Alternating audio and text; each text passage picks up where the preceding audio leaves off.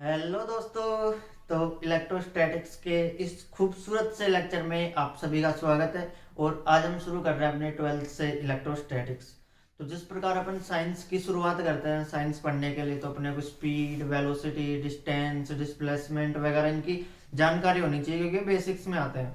तो उसी तरह अपने को इलेक्ट्रोस्टैटिक्स भी एक बेसिक्स में ही आता है। इसकी खूब एप्लीकेशंस हैं, जैसे आप देख रखे हो घरों में कितने भी उपकरण होते हैं अपने पास, जैसे मोबाइल चार्जर, लैपटॉप, टीवी वगैरह सब। इनके बिना तो सब इम्पॉसिबल ही है। तो उस सब में किसका हाथ होता है? इलेक्ट्रोस्टैटिक्स का। जैसे अपनी सेल्स में क्या होता है, इलेक्ट्रॉन्स के लिए एटीपी का यूज होता है। एटीपी इलेक्ट्रॉन्स के रूप में ही होता है वो सब।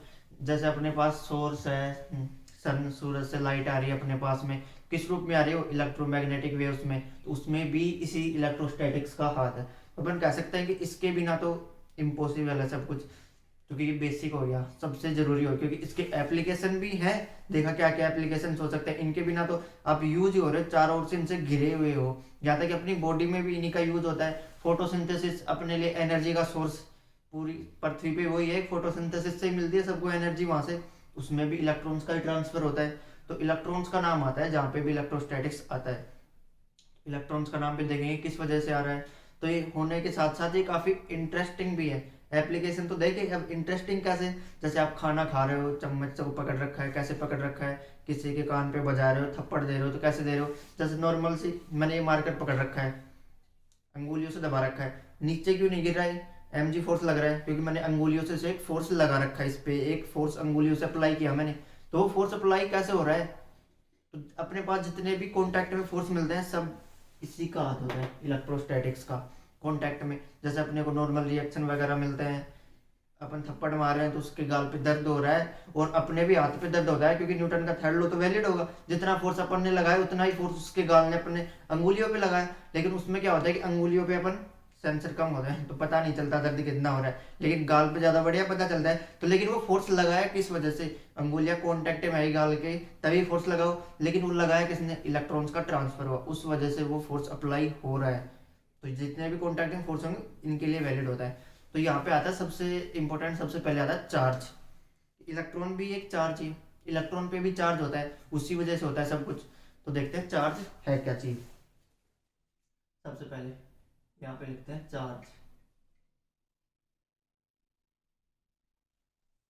आवेश, विद्युत आवेश या इलेक्ट्रिक चार्ज। इसमें डेफिनेशन देखते हैं इसकी, ये लिखी होती है कि किसी पदार्थ यानी कि पदार्थ का वह गुण है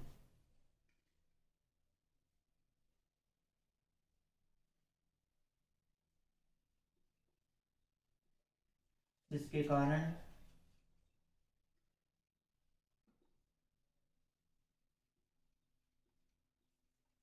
वह विद्युत तथा चुंबकीय क्षेत्र उत्पन्न करता है।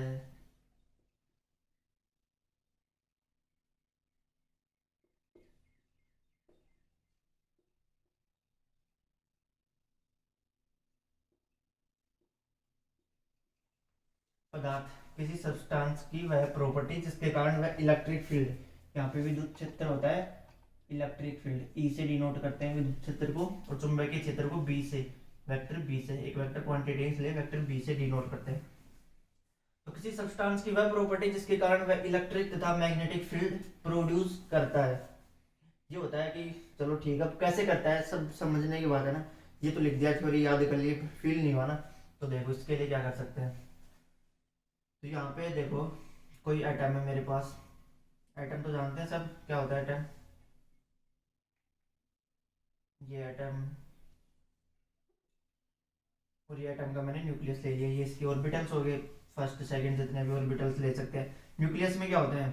एटम के न्यूक्लियस में होते हैं प्रोटॉन प्लस न्यूट्रॉन, जबकि इसकी सेल में क्या होते हैं? इलेक्ट्रॉन, जो कि ऑर्बिटल्स में मूव कर रहे होते हैं।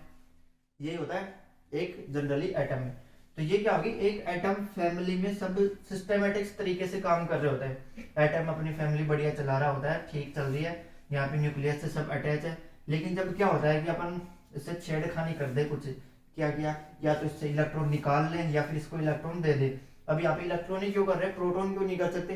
क्योंकि प्रोटॉन तो न्यूक्लियस में होते हैं ना, तो उनपे स्ट्रांगली वो बॉन्डेड होते हैं। यानी कि उन पर ज़्यादा फोर्स लग रहा होता है, जबकि इलेक्ट्रॉन थोड़ा बाहर होता है, ये फैमिली में आवारा हो गया थोड़ा, तो ये ज़्यादा बाहर भी निकल सकता है, कुछ भी कर सकता है, जबकि प्रोटॉन ऐसा नहीं करता। तो इलेक्ट्रॉन क्या करेगा, जब अपन ऐसे कहते हैं ना इसमें इलेक्ट्रॉन का ही हाथ होता है, तो ये देखो अब इलेक्ट्रॉन निकलेगा या इलेक्ट्रॉन आ गया कहीं से बाहर का, दूसरी फैमिली एटम फैमिली का इलेक्ट्रॉन इसमें आ गया या इसका इलेक्ट्रॉन निकल गया, तब क्या होता है, इसका जो सिस्टम है वो खराब हो जाता है, यानी कि इसका डिसिप्लिन खराब। फिर क्या होता है कि ये एटम कुछ अपनी नाराज हो जाता है, फिर अपनी ये नाराजगी कैसे बयां करता है दूसरों को, तो ये क्या करता है, कुछ उल्टे सीधे काम करने लग जाता है, यानी कि जैसे यहाँ पे मिट्टी के कण पड़े हुए हैं अपने पास छोटे छोटे, तो उनको ये अट्रैक्ट करने लग गया, या फिर छोटे छोटे कागज के टुकड़े होते हैं उनको अट्रैक्ट करने लग गया, इस तरह से। तो यानी कि ये कब हुआ, जब इसके सिस्टम यानी कि इसका डिसिप्लिन, जब इसकी फैमिली ठीक चल रही थी, बाद में अपन ने क्या किया, उसमें कुछ गड़बड़ कर दिया अपन ने, यहाँ से बाहर से उसका सिस्टम खराब कर दिया, तब ये भी अपना सिस्टम खराब किया और ये अपनी नाराजगी बयां कर रहा है कि मैं नाराज हूँ इस तरह से।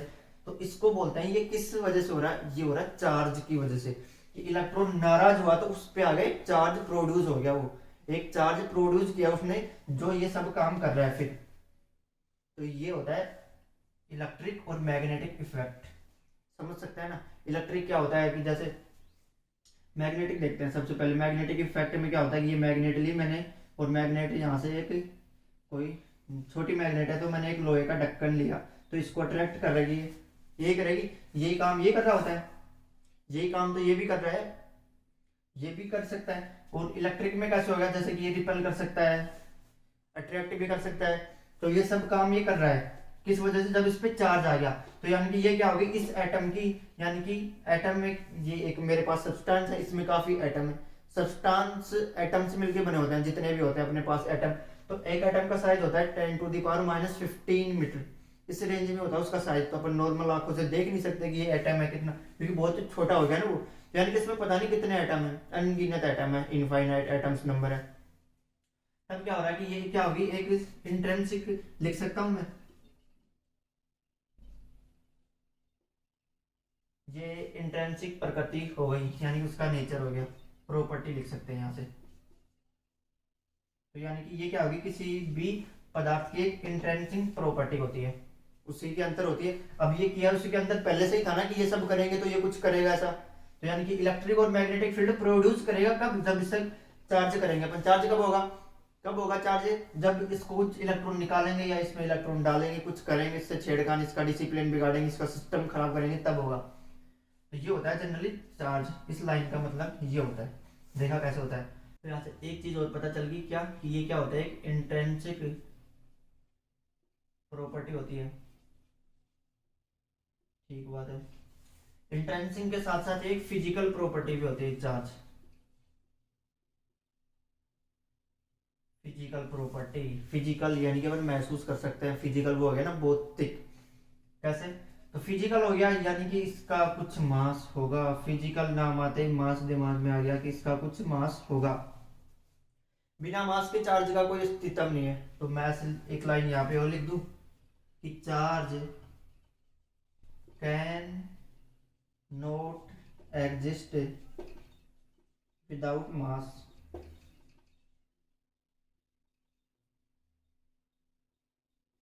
कि चार्ज बिना मास के एग्जिस्ट नहीं कर पाता, क्यों नहीं कर, चार्ज तब उसी चीज पे होगा जिस पे मास होगा, उसका मास नहीं होगा तो उसका कोई अस्तित्व नहीं होगा, तो कैसे रह पाएगी चीज, यानी कि चार्ज एग्जिस्ट नहीं करेगा उस पर। लेकिन इसका उल्टा जरूरी नहीं है कि मास होगा तो चार्ज होना जरूरी है, गलत है। अब ऐसे हो सकता है कि जैसे देखो कि मास कैन एग्जिस्ट विदाउट चार्ज, कि जो मास होता है वो विदाउट चार्ज के भी एग्जिस्ट कर सकता है, अस्तित्व है चार्ज का। कैसे, आपने नॉर्मल देखा होगा, भी आगे और देख लेंगे, 11 12 10 9 10 सब पढ़ते हैं कि न्यूट्रॉन पे चार्ज कितना होता है, 0, लेकिन न्यूट्रॉन का वेट तो होता है ना, मास होता है ना उसका, लेकिन उस पर चार्ज 0 है, उसका मास होता है। उसी तरह से फोटोन होते हैं अपने पास में,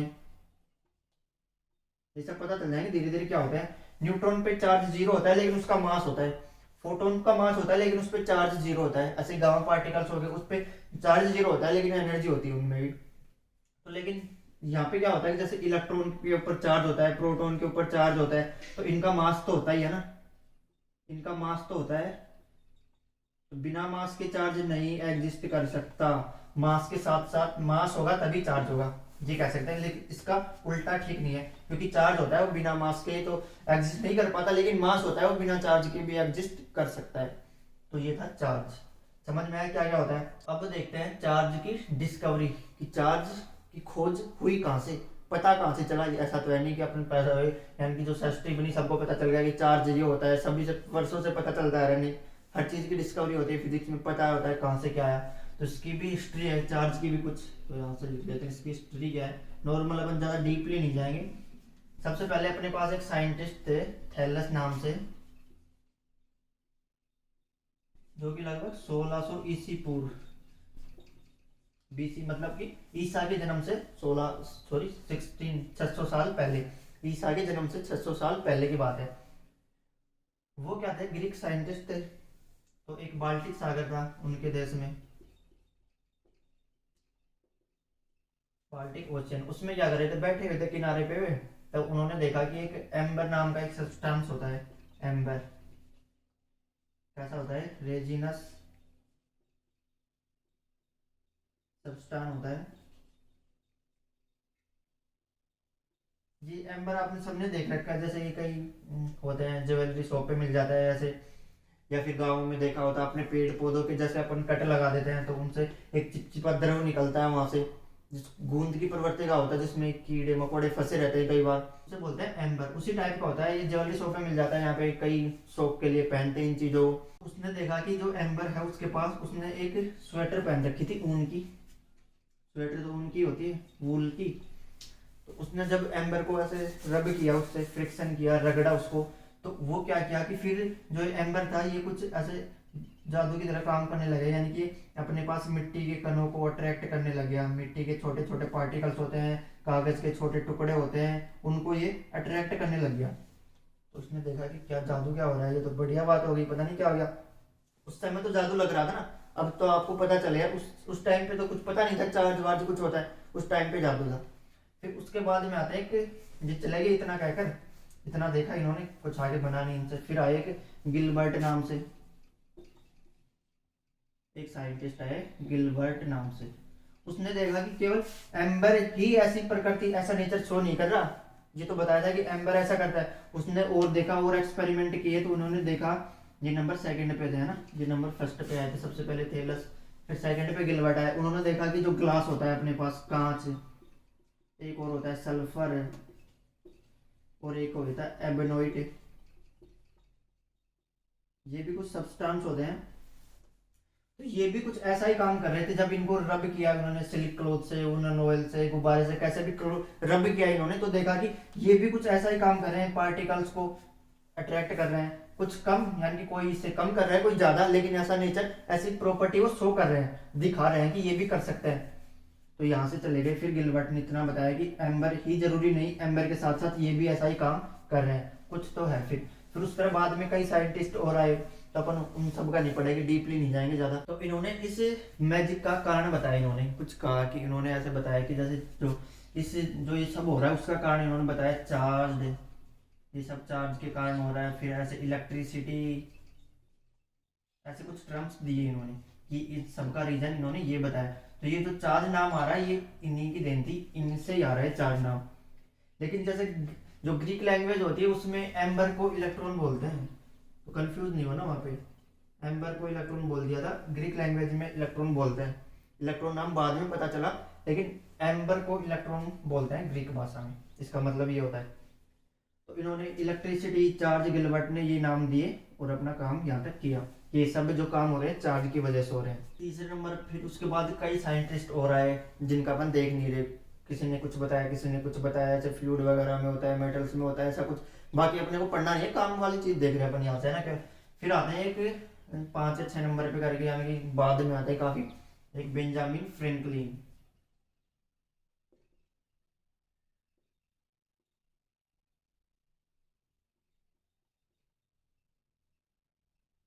जो कि काफी जाने माने साइंटिस्ट हैं। इन्हीं की देन है लाइटिंग रॉड, घरों पे बिजली गिरने से बचाती है अपने पास में। जैसे ऐसे देखा होगा ना, कई कई बढ़िया घरों पे ऐसे छतरी सी लगी होती है एक, वो ऐसे पृथ्वी से कनेक्ट होती है, तो जैसे ये आसमान में यहाँ से बिजली गिरती है तो ये अट्रैक्ट कर लेती है अपने पास में और इन घरों को सुरक्षित रखती है।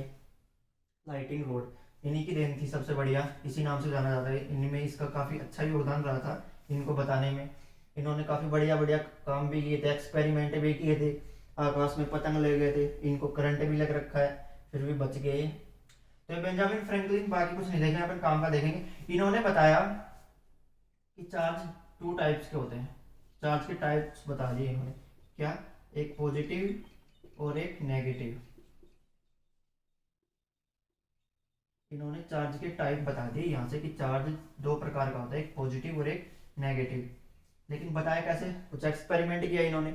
इन्होंने किया कि जैसे एक तो ली इन्होंने कांच की छड़ यानी कि ग्लास रोड, फिर एक ली इन्होंने एबेनोइट की छड़,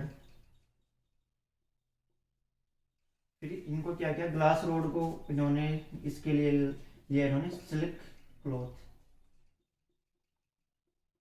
इसका यूज किया। और एक एबेनोइट छड़ के लिए इन्होंने किया बिल्ली की खाल से यानी कैट स्किन, इन दोनों चीजों को लिया। तब इन्होंने देखा कि जब ये ग्लास रोड को इस स्लिक क्लॉथ से रगड़ा, ग्लास रोड को स्लिक क्लॉथ से रब करवाया इन्होंने, रब किया, कर दिया, यहाँ पे ले आए, यहाँ पे लटका दिया ग्लास रोड को। जब इन्होंने ग्लास रोड को स्लिक क्लॉथ से रब करवाया, फर्स्ट ये मिला इनको, रब करवा दिया, फिर एक दूसरी ग्लास रोड ली इन्होंने, दूसरी glass rod same silk cloth से फिर रगड़ा इन्होंने। जैसे इसके पास लेके आए वो इस दूसरी ग्लास रोड को रब करवा के, तो ये रिपल हो रहे हैं, एक दूसरे को रिपल कर रहे हैं, दूर जाना चाह रहे हैं इससे, ठीक बात है। फिर उन्होंने एक्सपेरिमेंट फर्स्ट ये किया, फिर दूसरा क्या किया इन्होंने, यहाँ पे ली एबेनोइट की छड़ यानी कि एबेनोइट की रोड को लिया, कैट स्किन से रगड़ा और यहाँ पे लटका दिया। फिर दूसरी एबेनोइट की छड़ ली और सेम एक्सपेरिमेंट किया, कैट स्किन से वापस रगड़ा, रब किया और यहाँ पे ले आए। फिर देख रहे हैं ये फिर रिपल कर रहे हैं एक दूसरे को, यहाँ पे भी रिपल्सन हो रहा है। फर्स्ट केस में क्या हो रहा है, रिपल्सन, सेकंड में भी क्या हो रहा है, रिपल्सन। फिर थर्ड केस में इन्होंने क्या किया, चलो कुछ नया ट्राई करते हैं। इन्होंने पहले ग्लास रोड को सिल्क क्लॉथ से रब किया, यहाँ पे लटका दिया। फिर जो दूसरी रोड ली, अब की बार उन्होंने ये ले ली कि एबेनोइट की जो रोड थी उसको कैट स्किन से रब किया, एबेनोइट की रोड को कैट स्किन से रब करके यहाँ पे ले आए। तो इन्होंने देखा कि ये एक दूसरे के पास जाना चाह रहे हैं, यानी कि यहाँ पे क्या हो रहा है, अट्रैक्शन। ये चौके कि 2 केस में तो रिपल्सन हो रहा है, यहाँ पे अट्रैक्शन हो रहा है। फिर उन्होंने यहाँ से कंक्लूजन निकाला क्या, कि जब मैं ग्लास रोड को सिल्क क्लॉथ से रगड़ रहा हूँ, रब करवा रहा हूँ, तो यानी कि यहाँ पे दोनों पे क्या है, सेम चार्ज, क्योंकि दोनों को सेम ही काम करवा रहा हूँ मैं, दोनों सेम ग्लास की है, सेम क्लॉथ है, तो सेम चार्ज आ रहा है। फिर उसी तरह एबेनोइट की है कैट स्किन, तो उस पर भी दोनों पे सेम चार्ज होगा, यानी कि मैंने रब करवाया तो इलेक्ट्रॉन्स का क्या होगा, ट्रांसफर वगैरह हुआ, यानी कि वो चार्ज आविष्ट हो गया वो, और उल्टे काम किया तो इसने ये कर दिया यहाँ पे। फिर देखा कि यहाँ पे क्या हो गया, अपोजिट चार्ज हो गया कुछ, यानी कि दोनों पे चार्ज क्या हो गया, डिफरेंस, तभी अट्रैक्ट कर रहे हैं। क्यों, क्योंकि एक को ग्लास रोड से और एक को एबेनोइड की कैट स्किन से, दोनों अलग अलग चीज होगी।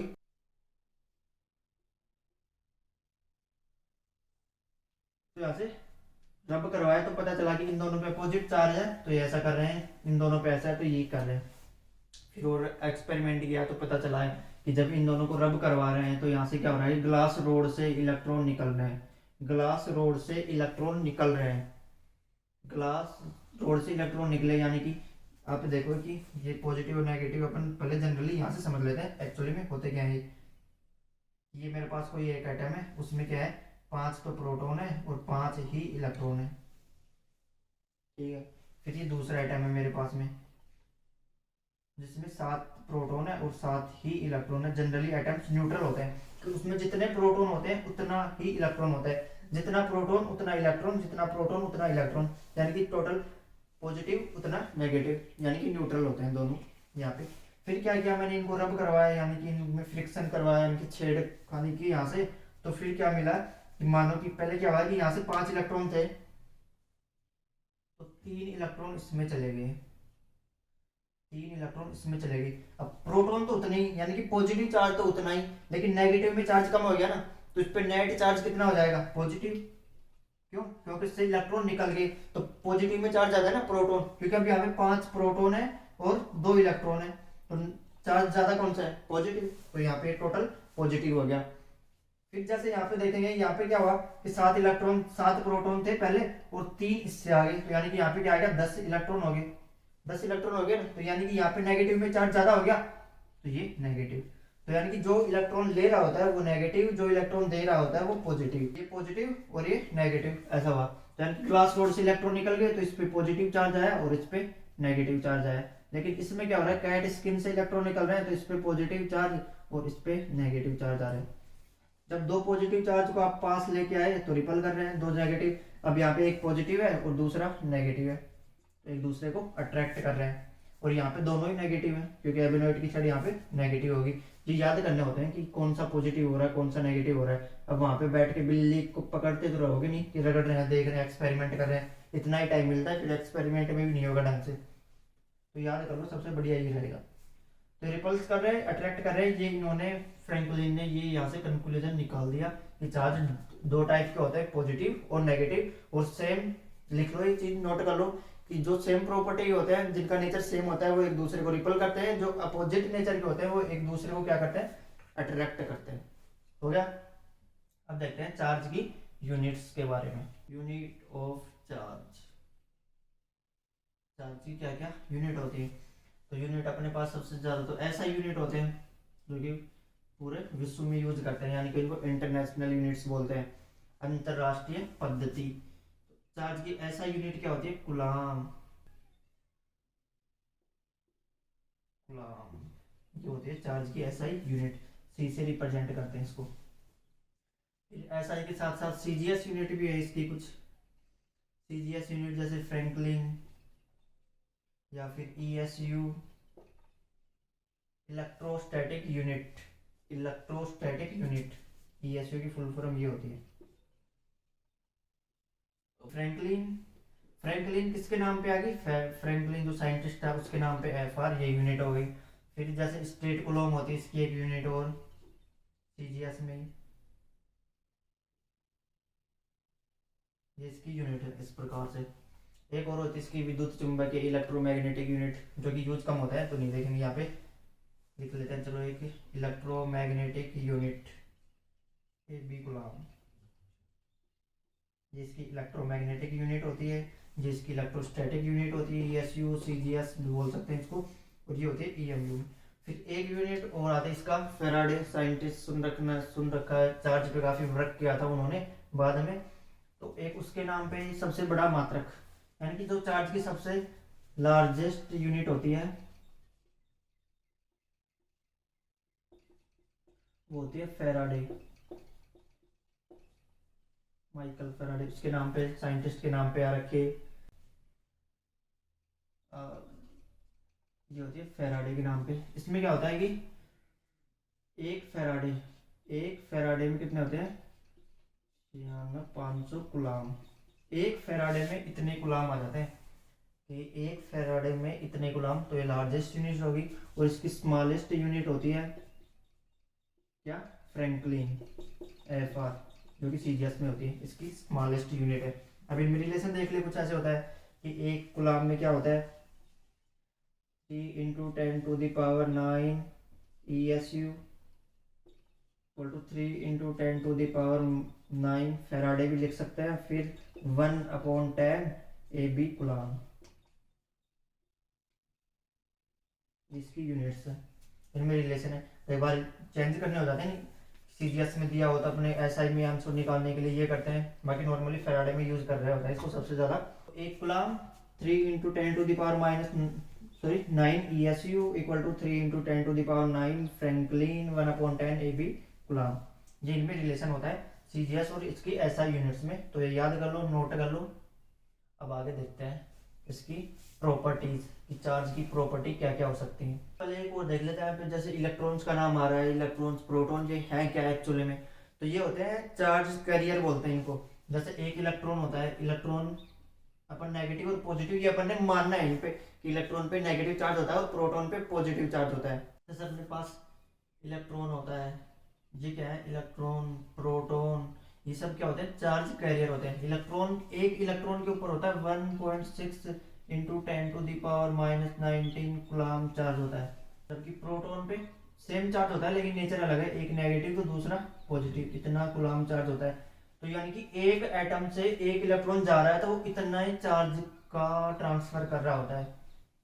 तो क्या होगा, चार्ज कैरियर बोल सकते हैं। इलेक्ट्रॉन्स, प्रोटॉन, न्यूट्रॉन, न्यूट्रॉन में तो कुछ होता नहीं है, तो ये सब क्या है, चार्ज कैरियर है, कि चार्ज को ट्रांसफर कर रहे हैं। तो अपन चार्ज को इलेक्ट्रॉन्स, प्रोटॉन के रूप में ही देखते हैं नॉर्मली ज्यादातर। तो इस तरह से होता है। फिर अपने पास एक आता है क्या, जैसे कई बार लिखा होता है 2He4, क्या होता है, अल्फा पार्टिकल होते हैं, यानी कि इसमें 2 इलेक्ट्रॉन्स हैं और 2 ही प्रोटॉन है।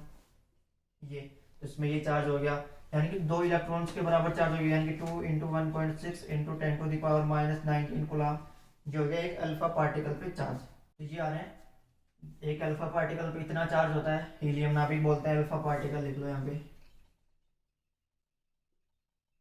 फिर एक होता है पॉजिट्रॉन। पॉजिट्रॉन पे क्या होता है, एंटी न्यूट्रॉन होता है, एंटी इलेक्ट्रॉन होता है, सॉरी, यानी कि इस पे चार्ज होता है 1.6 इंटू 10⁻⁻90। यानी कि इलेक्ट्रॉन नॉर्मली ऐसे होता है, यानी कि अपन इलेक्ट्रॉन को नॉर्मली ऐसे लिखते हैं ई माइनस, तो पॉजिट्रॉन को इस तरह लिखते हैं ई प्लस। बस ये डिफरेंस होता है, इसका एंटी होता है। तो ये कुछ देखे कि इलेक्ट्रॉन्स कैरियर क्या हो सकते हैं, उन पे कितना चार्ज होता है एक पे। यानी कि एक तरह से क्या होगी, मालगाड़ी होगी चार्ज ले जाने के लिए, कि एक इलेक्ट्रॉन नाम की ट्रेन इतना चार्ज ले जा सकती है, प्रोटॉन नाम की इतना चार्ज ले जा सकती है, अल्फा पार्टिकल इतना ले जा सकता है, पॉजिट्रॉन इतना ले जा सकता है। तो एक तरह से इनका ट्रांसफर हो गया, कैरियर है ये इनके, तो ये ध्यान रखना। अब देखते हैं प्रॉपर्टीज ऑफ चार्ज।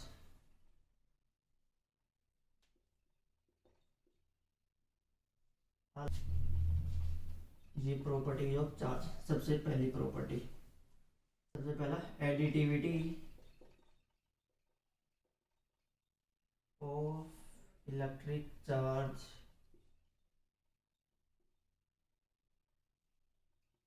क्या है एडिटिविटी, तो ये नॉर्मली जो चार्ज होता है अपने पास, ये क्या है, एक स्केलर क्वांटिटी।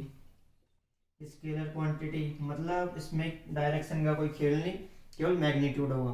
तो यानी कि अपन नॉर्मली स्केलर क्वांटिटीज को कैसे ऐड कर सकते हैं, जैसे डायरेक्ट 9 + 2 11, 9 - 2 7, यानी कि एक स्केलर क्वांटिटीज की तरह इनको ऐड या माइनस कर सकते हैं। तो ये होता है additivity of electron, electric charge. कैसे, जैसे मेरे पास Q1, Q से छोटे Q से इसको चार्ज को सिंबल से यूज करते हैं, Q1 इक्वल टू मेरे पास है 5 कूलम लिख लो। चलो Q2 इक्वल टू कितना है, -6 कूलम। Q3 इक्वल टू कितना है, 7 कूलम। अब बताओ यहाँ से नेट चार्ज कितना हो गया, नेट चार्ज टोटल कितना हो गया, यानी कि Q1 + Q2 + Q3 equal to कितना हो गया, 5 - 6 + 7। अब यहाँ पे प्लस लगा दे तो -6 वो माइनस होता, तो कितना हो गया, ये कितना हो गया, जोड़ो घटाओ कितना हो गया, 6 आ जाएगा यहाँ से मेरे पास, यानी कि 6 कूलम इस पे नेट चार्ज हो गया। यानी कि डायरेक्ट कैसे कर रहे हैं, नॉर्मली मैथ की कैलकुलेशन करते हैं वैसे ही कर रहे हैं, इसमें कोई डायरेक्शन यही, यानी कि एक वेक्टर क्वांटिटी नहीं है, तो नॉर्मल इसी तरह से इसको यूज करते रहते हैं। तो ये होती है एडिटिविटी ऑफ इलेक्ट्रिक चार्ज। दूसरा invariance of electric charge, number 2 इसकी प्रॉपर्टी। अब ये प्रॉपर्टी क्या कहती है कि जैसे अपने पास एक न्यूटन ने एक लॉ दिया था, क्या, सापेक्षिक गतिशीलता का, उसमें उसने क्या बताया था कि जो m होता है अपना, m equal to m0 1 - v²/c²। ये एक फॉर्मूला उसने दिया था, किस बेसिस पे दिया था, कि यदि कोई वस्तु, कोई बॉडी रेस्ट में होगी तो उसका मास अलग होगा, और जब वो मूव कर रही होगी तो उसका मास इससे कुछ अलग आएगा। तो यानी कि जो मास इन रेस्ट है, mass in rest is not equal to mass in motion.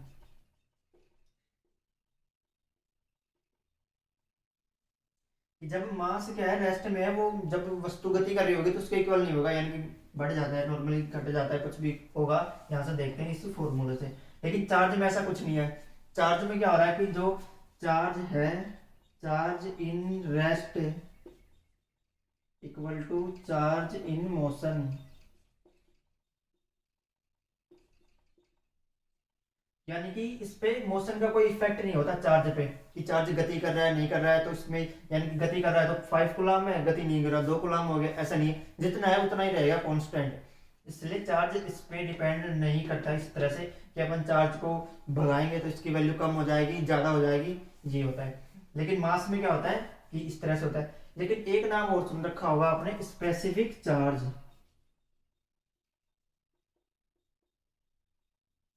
एक बात तो नोट कर लो कि जहां पे भी स्पेसिफिक आ जाए यानी कि अपॉन में 1 m करना है, स्पेसिफिक यानी कि अपॉन में 1, यानी कि स्पेसिफिक चार्ज तो यानी कि q अपॉन में m, specific velocity v upon में m, स्पेसिफिक डेंसिटी क्या होती है d अपॉन में m, यानी कि जहां पे भी स्पेसिफिक नाम आ गया 1/m कर दो, 1/m जो होता है स्पेसिफिक का मतलब। तो यहाँ पे अपने को स्पेसिफिक चार्ज देख रहा है तो q/m, स्पेसिफिक चार्ज q/m। तो लेकिन जब मोशन से देख रहे हैं अपन तो क्या हो रहा है कि मोशन से q तो कांस्टेंट है, यानी कि q पे तो कोई इफेक्ट नहीं पड़ रहा, लेकिन m तो कांस्टेंट नहीं है ना, m पे तो इफेक्ट पड़ेगा, पड़ेगा या नहीं।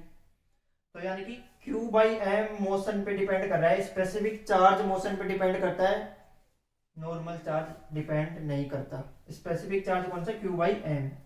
अब वो कैसे करता है देखो, m equal to M nought 1 - v² upon c²। मानो मैंने इसकी जैसे जैसे मैं चल रहा हूँ उसकी वेलोसिटी इंक्रीज करता जा रहा हूँ, बॉडी की जैसे जैसे वेलोसिटी इंक्रीज होगी तो जैसे जैसे वेलोसिटी इंक्रीज होगी तो v²/c² की वैल्यू इंक्रीज होगी, क्यों होगी ना। जैसे मेरे पास क्या है 5/5 है तो 1 आ रहा है, फिर मैंने 6/5 कर दिया तो 1 से ज़्यादा आएगा कुछ 1.2 आएगा, फिर मैंने 10/5 कर दिया तो 2 आ गया, ऐसे ही तो हो रहा है। तो यानी कि ऊपर वाली संख्या जितनी बढ़ाएंगे तो v²/c² की वैल्यू इंक्रीज होगी, जैसे जैसे वेलोसिटी इंक्रीज करेगी तो ये वैल्यू इंक्रीज करती जाएगी। जब ये वैल्यू इंक्रीज करेगी तो 1 में से ज्यादा घटाएंगे तो कम बचेगा ना अपने पास। जब 1 में से ऐसे 1 माइनस फिर v²/c² की वैल्यू क्या होगी, कम, ये तो होगी।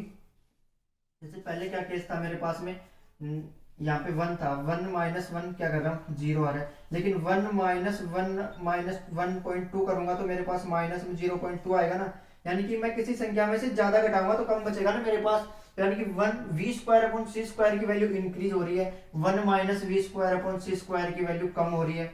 अब किसी भी संख्या में कम से डिवाइड करेंगे तो ज्यादा ही तो आएगा, तो यहाँ से m की वैल्यू ज्यादा हो जाएगी, क्यों, जब m नोट रूट में कितना 1 - v²/c², इसकी वैल्यू कम होगी तो इसकी वैल्यू इंक्रीज होगी।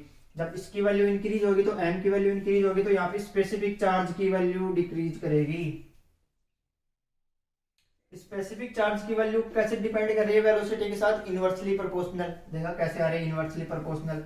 जब वेलोसिटी को इंक्रीज करेंगे तो स्पेसिफिक चार्ज कम होगा, क्यों, क्योंकि उसका मास ज्यादा होता है।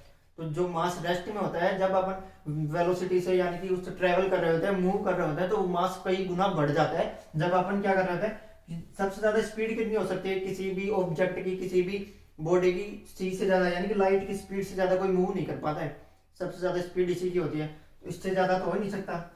तो क्या होगा, यानी कि लगभग सी के कंपेयर में आएगी तो c² से c² 0 इनफाइनाइट तक चले जाते हैं उसकी वैल्यू फिर मास की। तो जैसे जैसे मास अपन वेलोसिटी बढ़ाते जाते हैं, मास इंक्रीज करता जाता है, मास इंक्रीज करेगा तो स्पेसिफिक चार्ज डिक्रीज करेगा। तो ये ऐसे लिख सकता हूँ, स्पेसिफिक चार्ज इनवर्सली प्रोपोर्शनल होता है वेलोसिटी के। तो ये रूल ये कहता है इनवेरिएंस ऑफ इलेक्ट्रिक चार्ज। तो नॉर्मल चार्ज क्या होता है, डिपेंड नहीं करता वेलोसिटी पे, लेकिन स्पेसिफिक चार्ज डिपेंड करता है, क्यों, क्योंकि उसमें मास आ गया। जब मास आएगा तो मास इंक्रीज करेगा तो स्पेसिफिक चार्ज डिक्रीज करेगा। अब देखते हैं इसकी प्रॉपर्टी थर्ड। प्रॉपर्टी थर्ड कौन सी होगी, कंजर्वेशन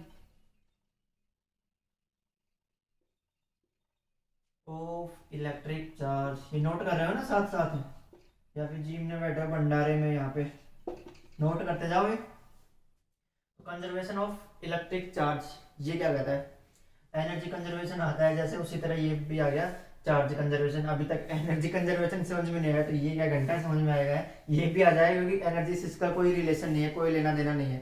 तो ये क्या कहता है कि कोई भी, लिखते जाओ, किसी भी एक विलगित निकाय का कुल चार्ज कांस्टेंट होता है, नियत होता है। विलगित निकाय आइसोलेटेड सिस्टम का कुल चार्ज क्या होता है, नेट चार्ज कांस्टेंट होता है।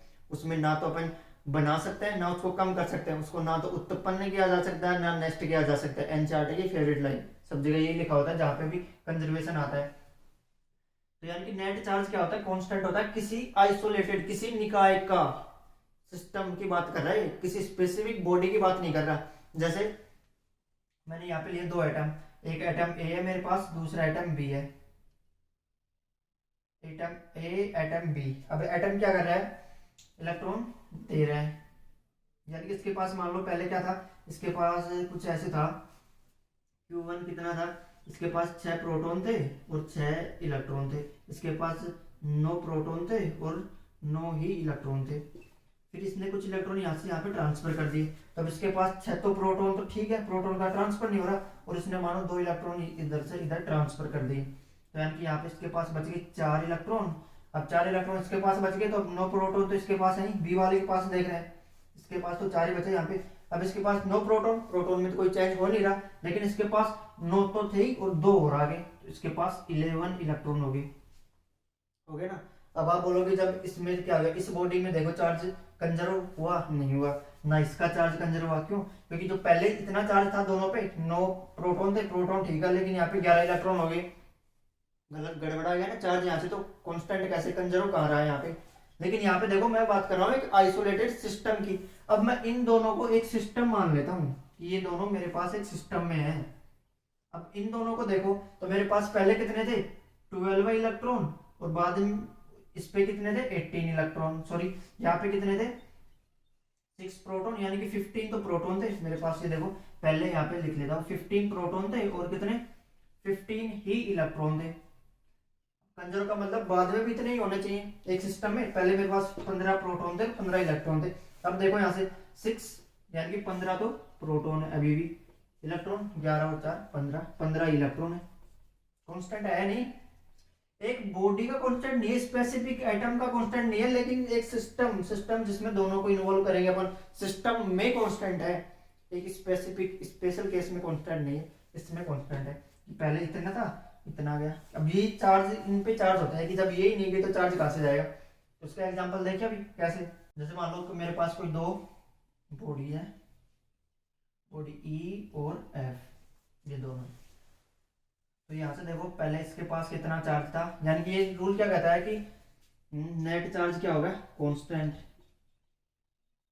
Net charge equal to constant, जितना नेट चार्ज था इनिशियली, यानी कि नेट चार्ज ऐसे लिख लो शॉर्ट में, यानी कि Q initially equal to Q final, पहले जितना चार्ज था लास्ट में उतना ही चार्ज होगा नेट, सिस्टम पे, एक बॉडी पे नहीं सिस्टम पे। तो यहाँ पे मेरे पास E और F, पहले F पे चार्ज कितना था 0, यानी कि ये न्यूट्रल था, इस पे था 2 माइक्रो, यानी कि हम 9 माइक्रो कूलम मान लेते हैं, इस पे 9 माइक्रो कूलम चार्ज था इस पे, माइक्रो मतलब 10⁻⁻⁶ इतना चार्ज था इस पे। फिर बाद में क्या हुआ, इन दोनों को रब करवाया मैंने, तो इसने क्या किया है कि अपना 5 माइक्रो कूलम बच गया इसके पास, और 4 माइक्रो कूलम इसको दे दिया, 5 बचा इसके पास, 4 इसको दे दिया इसने, यानी कि 5 इस पे रह गया, 4 इस पे रह गया। तो अब देखो Q इनिशियली कितना था 9 + 0, फाइनली कितना है 5 + 4, कितना 9 micro coulomb equal to 9 micro coulomb, कि पहले जितना चार्ज था फाइनल में उतना ही चार्ज है ना। लेकिन अब स्पेसिफिक ई का केस की बात करें तो ए पे कितना था, पहले 9 माइक्रो कूलम था और बाद में 5 माइक्रो कूलम हो गया। लेकिन अपन सिस्टम पे कंजर्वेशन लगा सकते हैं, एक स्पेसिफिक चीज पे कंजर्वेशन नहीं लगा सकते। जैसे अपनी एनर्जी कंजर्व होती है, कैसे आप चल रहे हो तो आपके पास काइनेटिक एनर्जी, आप ऊंचाई पे चल गए तो किस में चेंज हो गई, वो चेंज पोटेंशियल एनर्जी में चेंज होगी, सिस्टम में सराउंडिंग में चेंज हो रही है, ऐसा नहीं कि आपकी स्पेसिफिक में चेंज हो रहा है। तो इसमें कोई चेंज नहीं हो रहा, इन दोनों में कंजर्वेशन नहीं लगेगा, लेकिन पूरे सिस्टम के लिए कंजर्व रहेगी बॉडी। तो अब इसके एग्जांपल देख लेते हैं जो अपनी बुक्स में लिखे होते हैं, एग्जांपल देखते हैं इसके ना, वो लिख लिया ना, वो यहाँ पे लिखा हुआ है, मान लेना, कल्पना कर लेना। पहला पेयर प्रोड्यूसन, प्रोड्यूसन मतलब प्रोड्यूस हो रहा है, कोई जुड़ रहे हैं चीजें, पेयर यानी कि साथ में। तो जैसे मेरे पास एक गामा पार्टिकल है, गामा, गामा पे क्या होता है, इसका मास होता है, लेकिन इस पे चार्ज क्या होता है 0, इसका चार्ज 0 होता है। जब मैं इसको एनर्जी दे रहा हूँ तो ये क्या करता है, एक तो इलेक्ट्रॉन और एक पॉजिट्रॉन, एक इलेक्ट्रॉन और एक पॉजिट्रॉन ये रिलीज करता है, ये प्रोड्यूस कर रहा है एक इलेक्ट्रॉन और एक पॉजिट्रॉन। अब इलेक्ट्रॉन पे कितना चार्ज होता है -1.6 इंटू 10⁻⁻19, जबकि इस पे कितना होता है +1.6 इंटू 10⁻⁻19। तो अब नेट चार्ज इनिशियली कितना है 0, फाइनली कितना हो गया, इन दोनों को जोड़ दो, इलेक्ट्रॉन का Q electron plus Q positron, इन दोनों को ऐड करूंगा, एक का माइनस में एक में प्लस में, मैग्नीट्यूड सेम है, तो क्या हो गया 0 इक्वल टू 0, नेट चार्ज क्या हुआ मेरे पास कंजर्व हो गया ना, हुआ या नहीं। फिर इस तरह से देखते हैं, इसका उल्टा देख लो, पेयर पेयर एनिहिलेशन, इसका उल्टा होता है बिल्कुल, यानी कि यहाँ पे निर्माण हो रहा है, यहाँ पे टूट रहे हैं, बस ये बात होगी। देखो तो इसमें क्या होता है कि एक इलेक्ट्रॉन लेते हैं फिर दूसरा पॉजिट्रॉन, ये दोनों मिलके क्या बना देते हैं, एक गामा पार्टिकल बना देते हैं। इलेक्ट्रॉन और पॉजिट्रॉन मिलके गामा पार्टिकल बना रहे हैं, इन दोनों पे नेट चार्ज कितना 0 हो जाएगा टोटल करेंगे तो, और गामा पे तो कोई चार्ज होता ही नहीं है, 0 है। ये एनर्जी रिलीज करते हैं बस दोनों मिलकर के, ये नेट चार्ज 0, क्योंकि इनका माइनस में 1.6 इंटू 10⁻⁻19 कूलम, इसमें प्लस 1.6 इंटू 10⁻⁻19 कूलम, दोनों करेंगे तो 0, यानी कि जितना इनिशियली था उतना फाइनली हो जाए। तो ये होता है पेयर इनिहिलेशन। इसके दो एग्जांपल थे, एक और देखते हैं, जैसे नाभिकीय रिएक्टर होते हैं अपने पास, न्यूक्लियर रिएक्शंस होती हैं अपने पास,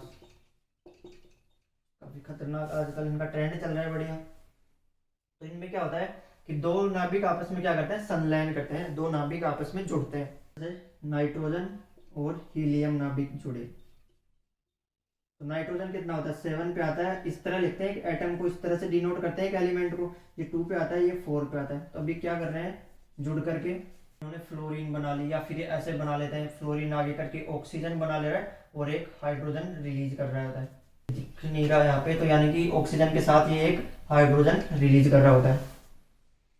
तो यहाँ पे फ्लोरीन कितना 9 पे आता है, इसका एटॉमिक वेट 18 होता है, ऑक्सीजन 8 पे आता है, इसका एटॉमिक वेट 16 होता है, हाइड्रोजन 1 पे आता है, एटॉमिक वेट भी 1 होता है इसका। तो इस तरह से क्या हो गया कि ये दो नाभिक रिएक्ट करके ये बना रहे हैं फ्लोरीन, फिर ये अपने कंपाउंड तोड़ रहा है किसमें, ऑक्सीजन और हाइड्रोजन में।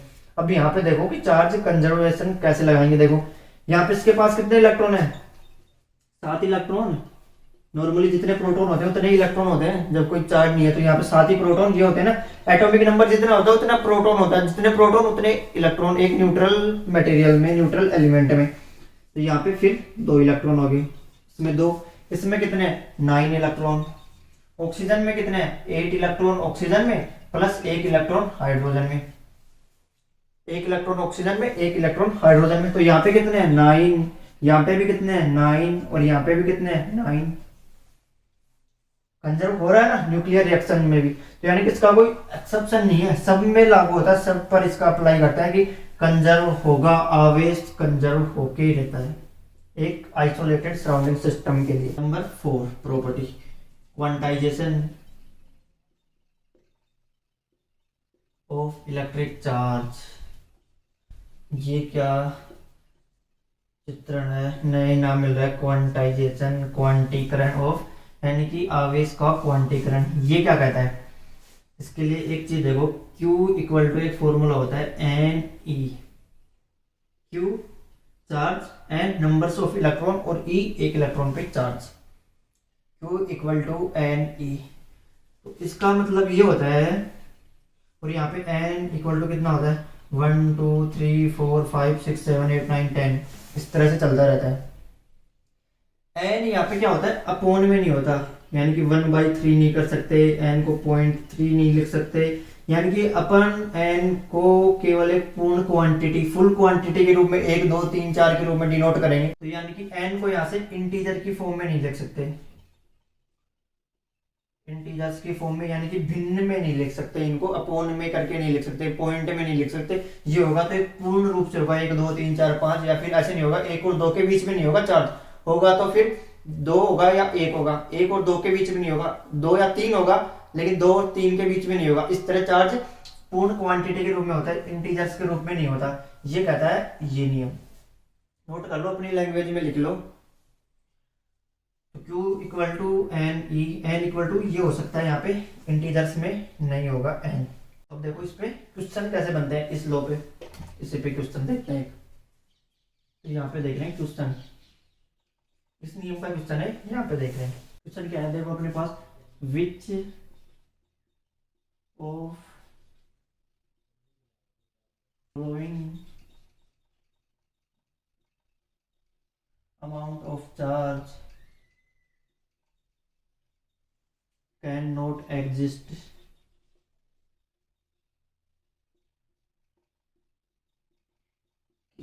सबसे पहला दे रखा है अपने पास कौन सा दे दिया, मैंने लिख दिया यहाँ पे 48 कूलम।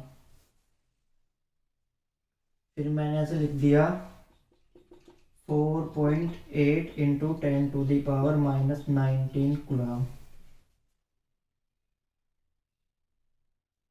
फिर एक और देख लो इस तरह से, मैंने लिख दिया कितना 48 इंटू 10⁻⁻19 कूलम। फोर्थ देख लेंगे, जो आंसर बनेगा इनमें से कोई भी तो आप निकालो, सोल्व कर लेते हैं यहाँ पे फोर्थ। अभी देख लेंगे तो सबसे पहला कैसे देखेंगे इसको, तो यानी कि मेरे पास क्या होता है Q equal to N E, ये होता है। तो यानी कि मैं क्या कर सकता हूँ Q upon E equal to, मेरे पास क्या इंटीजर्स में नहीं आना चाहिए, यानी कि भिन्नात्मक रूप में नहीं आना चाहिए, फुल क्वांटिटी के रूप में आना चाहिए, हो जाएगा काम। तो यानी कि यहाँ पे कितना है 48 अपॉन 1.6 इंटू 10⁻⁻19, यही है Q अपॉन ई, यही होगा इक्वल टू एन। तो यहाँ से एन इक्वल टू कितना आ गया, यहाँ पे लिख देते हैं 10, ये हो गया 16, ये कि 3 से कैंसिल हो गया, यानी कि 3 इंटू 10⁻, ये ऊपर गया प्लस में, प्लस का 19, इतना ही तो हुआ 90, यानी कि 20 नंबर्स ऑफ इलेक्ट्रॉन ये आ गई। यानी कि इसमें 3 इंटू 10⁻20 इलेक्ट्रॉन्स हो सकते हैं। ठीक बात है, क्योंकि इंटीजर्स में नहीं आ रहा ना, इलेक्ट्रॉन होंगे तो पूरे होंगे ना, ऐसे नहीं कि एक घर में 4.25 आदमी रहते हैं, एक घर में 3.5 आदमी रहते हैं, ऐसा देखा कभी, या तो 4 ही होंगे या फिर 3 ही होंगे। तो इसी तरह इसमें भी इलेक्ट्रॉन इतने ही होंगे, भिन्नात्मक रूप में नहीं होंगे। अब यहाँ पे देख लो 4.8 इंटू 10⁻⁻19 अपॉन 1.6 इंटू 10⁻⁻19, तो ये कितना आ गया -19 से -19 कैंसिल, 3, इसमें 3 इलेक्ट्रॉन है।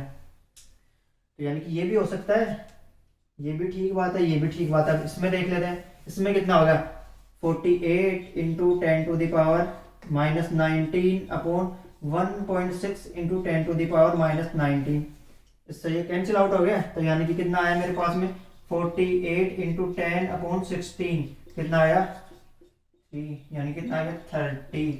इसमें 30 इलेक्ट्रॉन है, इसमें 3, इसमें 3 इंटू 10⁻20 इलेक्ट्रॉन है। फिर देख लेते हैं, यहाँ पे मैंने लिख दिया 3.2 इंटू 10⁻22 कूलम।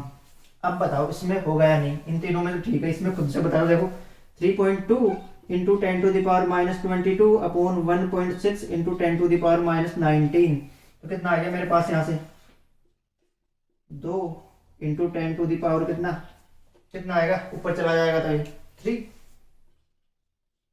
माइनस में 3, यानी कि कितना हो गया 2/1000। इसका मतलब ये हुआ, तो यानी कि इसको 0.002 इलेक्ट्रॉन हो सकता है किसी परिवार में, इतना सा आदमी हो सकता है किसी में, या तो गिनती करेंगे तो पूरे में करेंगे, आधे से आप उसमें तो कर नहीं सकते। तो ये ऑप्शन गलत हो गया, यानी कि ये गलत है यहाँ पे, तो अपना आंसर यही हो जाएगा, क्योंकि ये एग्जिस्ट नहीं कर सकता। तो इस तरह से देखते हैं, एन की वैल्यू निकालो, इंटीजर्स के फॉर्म में आ रही है, यहाँ पे इंटीजर्स में आ गई ना, तो नहीं हो सकता, इंटीजर्स में नहीं आ रही तो हो सकता है। अब और देखते हैं इस पे क्वेश्चन, बढ़िया क्वेश्चन देखते हैं जो भी पढ़ा अपन ने अभी तक उस पे। क्वेश्चन नंबर 2 देख रहे हैं यहाँ से, क्या क्वेश्चन है, कोई मेटेलिक स्फीयर है कि एक धात्विक गोले को 1 कूलम धनावेशित करने के लिए कितने इलेक्ट्रॉन निकालने होंगे। एक मेटेलिक स्फीयर से उसको 1 कूलम चार्ज करने के लिए उससे कितने इलेक्ट्रॉन्स अपने को निकालने होंगे, कितने इलेक्ट्रॉन एग्जिट होंगे उससे, नंबर्स ऑफ इलेक्ट्रॉन वो निकालना है। तो कैसे निकाल सकते हैं, Q equal to N E, ये होता है। क्वेश्चन देख लो, लिख लो कि एक धात्विक गोले से 1 कूलम चार्ज, एक धात्विक गोले को 1 कूलम चार्ज करने के लिए कितने इलेक्ट्रॉन निकालने होंगे, 1 कूलम चार्ज करने के लिए कितने इलेक्ट्रॉन निकालने होंगे, यानी कि ये किसमें पॉजिटिव में, धनावेशित, तभी तो कह रहा है। तो Q equal to N E, Q की value 1 coulomb equal to N upon E, यहाँ पे ले आए तो ई का कितना चार्ज होता है 1.6 इंटू 10⁻⁻19 कूलम, तो ये कितना हो गया 10/16 इंटू 10⁻19 नंबर्स ऑफ एन, ये आए मेरे पास में। तो अब यहाँ से कितने आ जाएंगे, देखो यहाँ से सोल्व करेंगे, आगे सोल्व नहीं हो पा रहा, छोड़ देंगे, फिर नहीं हो रहा तो 100/10⁻19/16, तो ये कितना आ गया, कितना आ गया ये मेरे पास में 16 × 6 96 होता है। कितने बच गए फिर 4, 96 में 4 गए तो पॉइंट लगा दी मैंने, फिर बच गए 8, फिर आ गया 6 पॉइंट, यानी कि इतने इलेक्ट्रॉन आ गए 6.25 इंटू 10⁻9 19, सॉरी कितने 19, एक पॉइंट मैंने यहाँ पे लगा लिया तो 18 ही बचेंगे यहाँ पे। इतने इलेक्ट्रॉन ट्रांसफर होंगे उससे, यानी कितने इलेक्ट्रॉन उससे निकलेंगे, तब वो +1 कूलम आवेश से चार्ज होगा, या फिर -1 कूलम करना तो इतने इलेक्ट्रॉन उसमें डालने होंगे। इस तरह से निकालेंगे। अब यहाँ पे कई दिमाग लगा लूंगी, ये तो पॉइंट में आ गया, एक फैमिली में 6.5 मेंबर, 6.25 मेंबर तो हो ही नहीं सकते, लेकिन मूर्ख ये भी तो है यहाँ पे 10⁻18 ऐसे लिख सकते हैं इसको, 725 इंटू 10⁻16, इतने मेंबर तो हो सकते हैं किसी परिवार में, इतने ही तो नहीं हो सकते सर, फिर उसको परिवार थोड़ी, उसको तो जिला घोषित करवा देंगे, जिला भी नहीं, इतने ही मेंबर्स तो एक स्टेट में भी नहीं होते। ये इलेक्ट्रॉन है, काफी हो सकते हैं, मिल बांट के ले लेते हैं बेचारे कहीं पे भी। तो ये था, इस तरह से निकालते हैं। एक क्वेश्चन और देखते हैं बढ़िया सा, क्वेश्चन नंबर 3। एक कप है मेरे पास, एक कप जल, कप में कितना आ रहा है 250 ग्राम, चलिए तो पैक होता है इतना था ना, कि एक कप जल में कितना चार्ज है, यानी कि आवेश कितना है, यहाँ पे कितना, ये बताना है कि नंबर ऑफ चार्ज इन एक कप, यानी कि 250 ग्राम H2O, ये होता है जल। निकालो, जैसे कि एक कप लिया मैंने, अब इसमें मैंने लिया 250 ग्राम वाटर। वाटर जानते हैं सब क्या होता है, एक लिक्विड होता है, पीने की चीज़ होती है जो शराब में मिला के पीते हैं। तो 250 ग्राम वाटर लिया यहाँ से। तो अब क्या क्या कि इसमें कितने आवेश कितना हो गया, यानी कि इसमें टोटल पॉजिटिव और नेगेटिव कितना चार्ज बताना है अपने को, ये कितने होंगे यहाँ पे। तो कैसे करेंगे इसको, करने के लिए देखो इजी सा मेथड, थोड़ी केमिस्ट्री लगानी होगी, बाकी काम। 250 ग्राम जल है, इसमें कितने मोल हो जाएंगे, सबसे पहले निकाल लेते हैं कि जल की अपने को पता होता है कि जल H2 होता है, और H2 इसको मॉलिक्यूल बोलते हैं। H2O के एक मॉलिक्यूल में कितने होते हैं, 2 इलेक्ट्रॉन ऑक्सीजन हाइड्रोजन के, H2 है तो, और 8 इलेक्ट्रॉन किसके, ऑक्सीजन के। तो यार इसमें कितना होता है टोटल, 10 इलेक्ट्रॉन होते हैं, इतना ही चार्ज होगा जितने इलेक्ट्रॉन होंगे, यही तो होगा, या फिर और कुछ कर देंगे यहाँ पे। तो ये देखो, अब यहाँ पे प्रोटॉन नहीं लेना, मेरे को धन और ऋण बताना है ना, कि जितना प्रोटॉन होंगे उतने इलेक्ट्रॉन होंगे, तो जितने इलेक्ट्रॉन होंगे उतने ही प्रोटॉन होंगे, तो एक चीज निकाल लो, काम हो जाएगा अपना। तो सबसे पहले मेरे को मॉलिक्यूल पता चल जाएंगे, 250 ग्राम में जल के कितने मॉलिक्यूल होंगे, H2O कितने मॉलिक्यूल होंगे, तो इससे मल्टीप्लाई कर देंगे 10 से, काम हो जाएगा। फिर अब मॉलिक्यूल के लिए क्या करते हैं, सबसे पहले मोल करते हैं। मोल क्या होता है, given mass upon molar mass, given mass upon molar mass. H2O का मोलर मास 18 होता है, इनटू में Na से मल्टीप्लाई कर देते हैं उसे, 6.02 इंटू 10⁻23, ये आगे इतने मॉलिक्यूल होंगे। इस 250 ग्राम वाटर में जल के इतने मॉलिक्यूल होंगे, और एक मॉलिक्यूल में कितने हैं, 10 इलेक्ट्रॉन है, जी 10 कर दिया मैंने यहाँ पे, 10 इलेक्ट्रॉन हो गए, तो इतना इलेक्ट्रॉन इतना ही प्रोटॉन होगा, जोड़ लेंगे। फिर इलेक्ट्रॉन निकाल लेते हैं ना पहले, कितना होगा इलेक्ट्रॉन तो ठीक है, अब पूछ रहा है चार्ज कितना होगा। अब चार्ज कितना होगा, एक इलेक्ट्रॉन पे कितना चार्ज होता है, 1.6 इंटू 10⁻19 कूलम, इतना आ गया उस पर चार्ज, आ गया ना चार्ज। अब इसको मैथ है, सोल्व करते रहना, काम बता दिया मैंने, भी इसको कैलकुलेशन करनी है। ये आपका आंसर आ गया यहाँ से, आंसर नोट कर लेंगे इसको। नोट क्या करना है, क्वेश्चन देख लो, बढ़िया क्वेश्चन है, कहीं लिखा मिल जाता है कई बार, अपन छोड़ देते हैं इसको। ये क्वेश्चन खुद से सोल्व करना भी आपको। मैंने लिया कि एक वस्तु, यानी कि कोई बॉडी, एक बॉडी जिसके द्रव्यमान में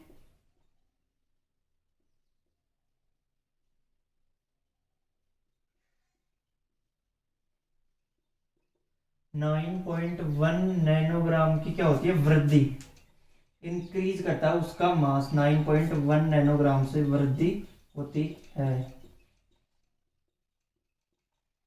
तो फर्स्ट ऑप्शन दे रखा है कि उसने 10⁻19 इलेक्ट्रॉन डोनेट किए,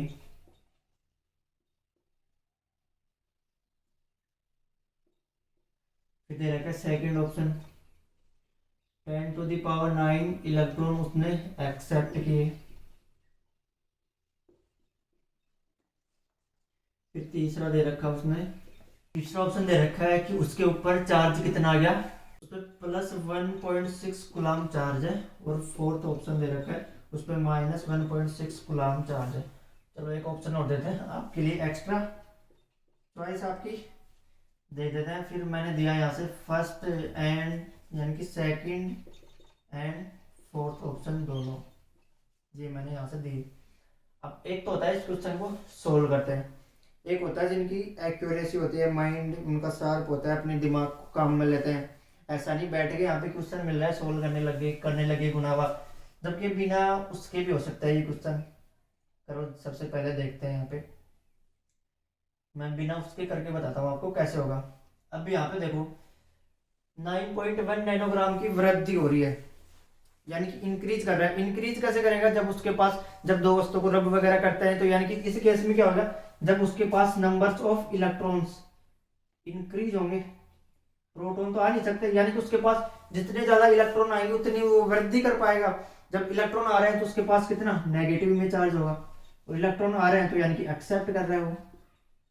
ऐसे तो दो ही ऑप्शन मैच कर रहे हैं, इलेक्ट्रॉन एक्सेप्ट भी हो रहा है और यहाँ से माइनस में भी आ रहा है। ठीक बात होगी दोनों।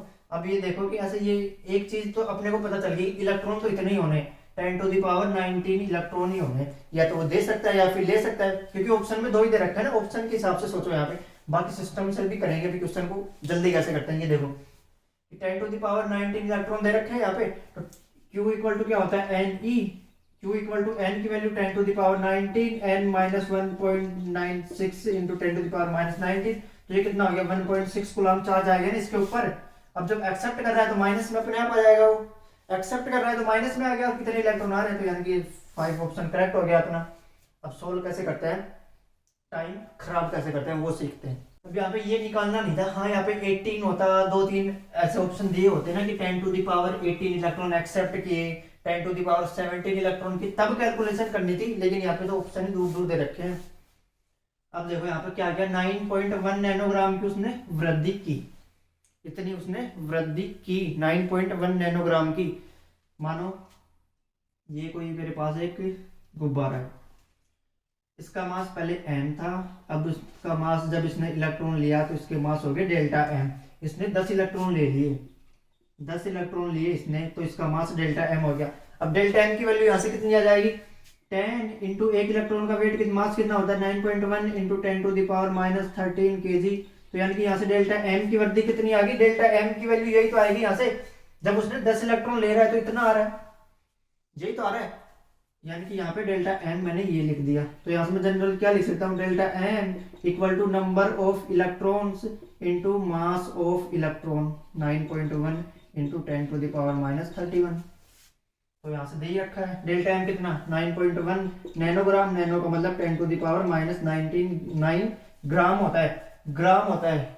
और यहाँ पे केजी में है, ये केजी में और ये ग्राम में। 11th में सीख रखा है ना सबने, ग्राम को केजी में, केजी ग्राम से ऐसे ही कन्वर्ट होता है। ऐसे नहीं आप 2 लीटर में 4 किलो का भाग दे रहे हो, आंसर कैसे आएगा।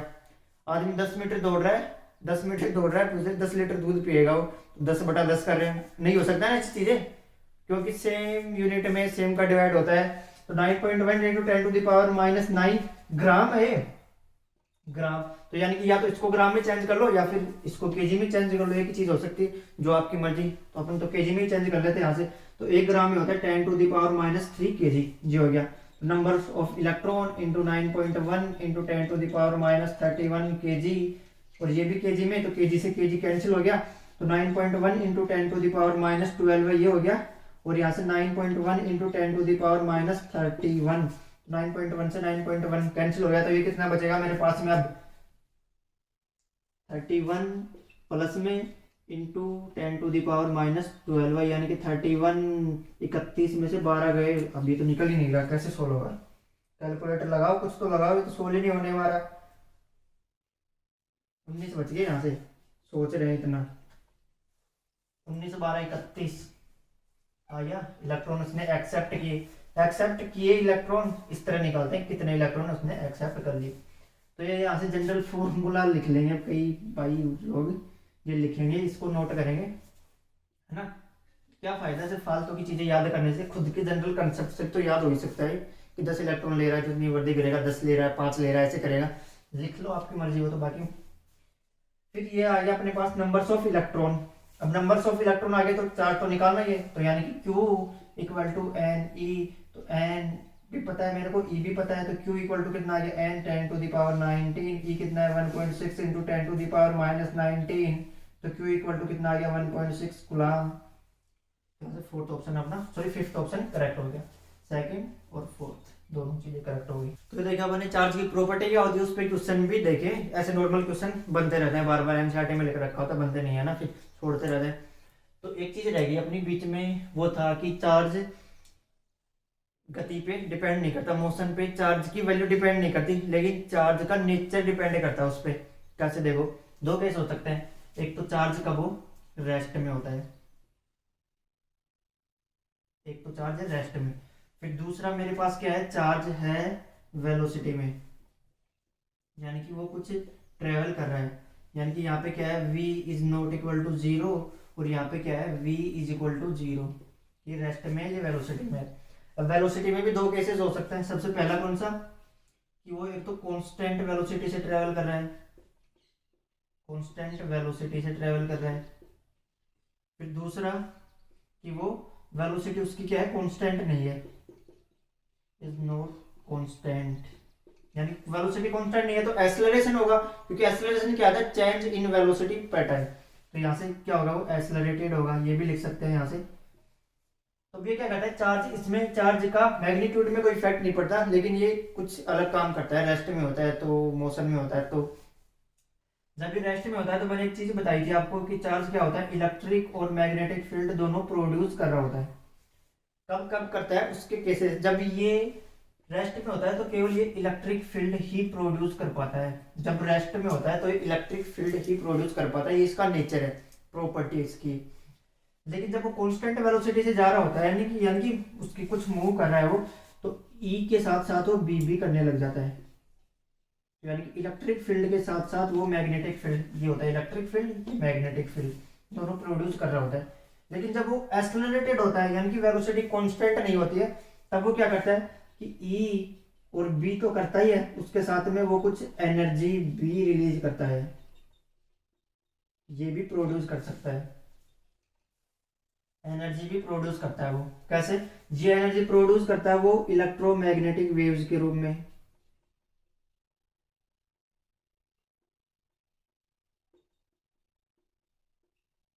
ये एनर्जी वो प्रोड्यूस करता है इलेक्ट्रोमैग्नेटिक वेव्स के रूप में। ये चीजें याद कर लेंगे कि जब चार्ज रेस्ट में होता है तो केवल ई इलेक्ट्रिक फील्ड करता है, जब वो मोशन में होता है कांस्टेंट वेलोसिटी तो ई और बी दोनों करता है, लेकिन जब वो एक्सेलरेटेड होता है तो एनर्जी भी रिलीज करता है, प्रोड्यूस करता है। इस केस में तीनों केस है, ये याद कर लेते हैं, इन पे क्वेश्चन पूछ रखे होते हैं कई बार। तो फिर आज का लेक्चर अपन करते हैं यहीं पे खत्म, मिलते हैं फिर नेक्स्ट लेक्चर में, method of charging, method of charging. Thank you.